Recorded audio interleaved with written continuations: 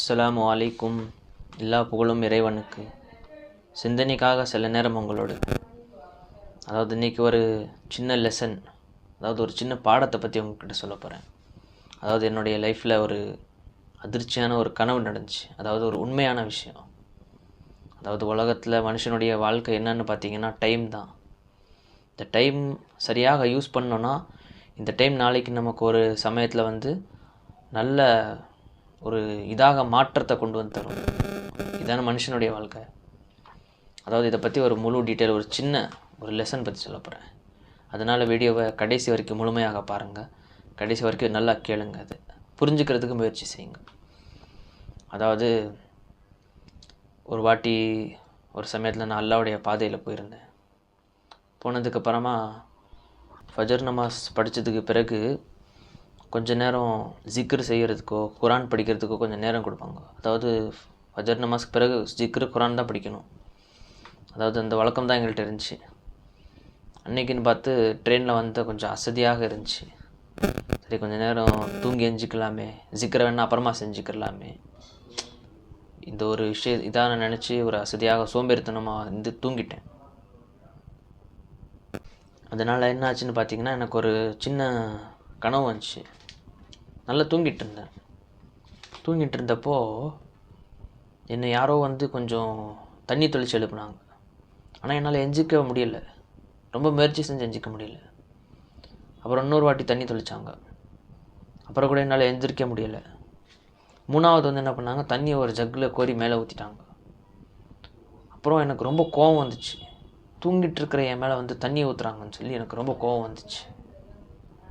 அப்போ கூட என்னால் எந்திரிக்க முடியலை. ஆனால் ரொம்ப முயற்சி செஞ்சேன். அதாவது எனக்கு இருக்கிற அந்த அசதிக்கு என்னால் எந்திரிக்க முடியாமல் போச்சு.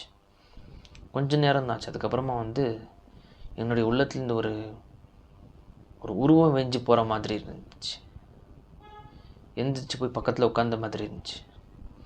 உட்காந்ததுக்கு பிறகு எனக்கு இது யாருன்னு தெரியல, என்னுடைய பக்கத்தில் உட்காந்துருக்கிறாங்க அப்படின்னு நான் யோசித்தேன். அப்புறம் நான் எந்திரிச்சு கேட்கலான்னு முயற்சி செய்கிறேன். ஆனால் எஞ்சிக்க முடியல என்னால்.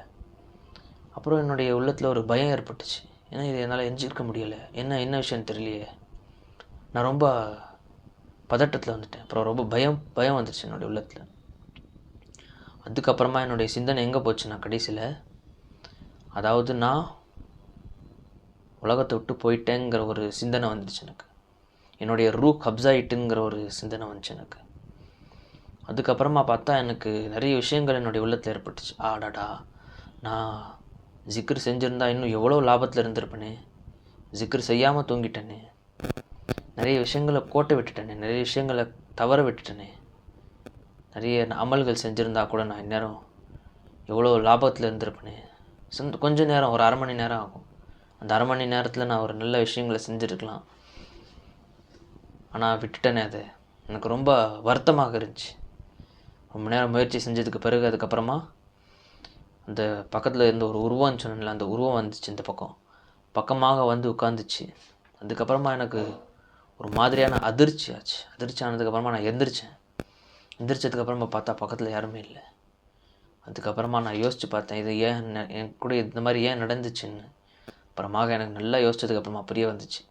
நான் ஜிக்கருடைய தஸ்பியாத்து ஃபஜருக்கு அப்புறமா படிச்சுட்டு தூங்காமல் இருந்தது ஒரு பாடமாக போச்சு எனக்கு. இந்த ஒரு கனவு வந்தது கூட எனக்கு ஒரு பாடமாக இருந்துச்சு. அதாவது இந்த விஷயத்தில் நான் உங்களுக்கு என்ன சொல்ல வரேன், என்ன புரிய வைக்கிறேன்னா, இந்த உலக வாழ்க்கை இருக்குது, ரொம்ப சின்னதான வாழ்க்கை தான்.